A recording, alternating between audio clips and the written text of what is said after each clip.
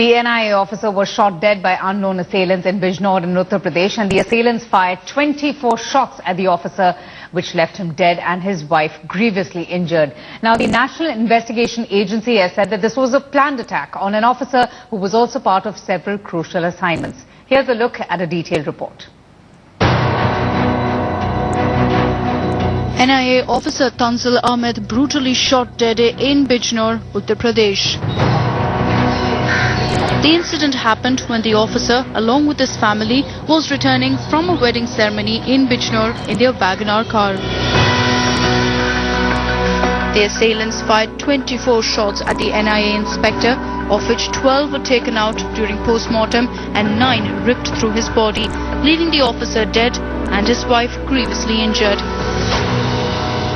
बच्चों ने यही बताया कि दो बाइक के ऊपर दो सवार थे जिनका मुंह हेलमेट से ढका हुआ था और उन्होंने पापा के ऊपर अटैक किए क्योंकि खिड़की थोड़ी सी मतलब विंडो थोड़ी खुली हुई थी, उसमें से अटैक किए और उसके बाद जब गाड़ी टर्न हो गई तो वो उतर के एक बंदा उनमें से उतर के पास आके उसने उनको और शूट किया.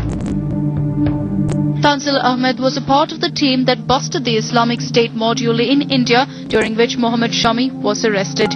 He was also probing cases involving the Indian Mujahideen and was earlier part of teams that busted the fake currency racket and investigated the Burdwan blasts.